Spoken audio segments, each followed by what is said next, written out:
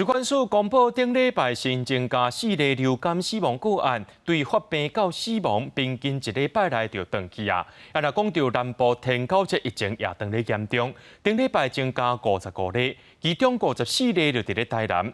疾管署宣布，对7月初一开始，同在区的台南林德区甲东区，甲这天狗节快筛阳性当作是确诊，希望会当降低这拖柜风险。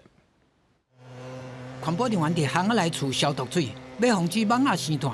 屏东县出现疑似天狗节的病例，当咧等第2届采检的结果，县府团队高度警戒，这毋是无原因。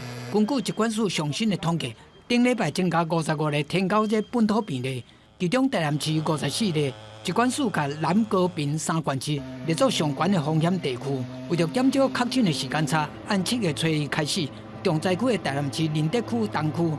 要全面实施快筛阳性认定确诊的申请，依据60岁以上的做伙人爱提高警觉。腹部的疼痛，或者是有持续的呕吐，或者是有这个嗜睡、躁动不安，以及黏膜如果出现出血的话，这个是登革热感染之后可能出现出血热或者是休克的这种重症前兆。另外，最近天气烧热，温度升悬，流感威力嘛真强。顶礼拜增加29例流感并发重症病例，4例死亡个案。因拢无注册本季流感疫苗，这4位都没有在本季都没有接种流感疫苗。那从发病日到死亡日大概是2日到7日之内，那都蛮快。发病日大概这4案都在1周之内就死亡。另外，新冠疫情目前阁是高原期，顶礼拜每日平均加232例并发症病例，比前1礼拜减8%。疾管署讲，主要是年假效应，真侪医疗院所休诊影响。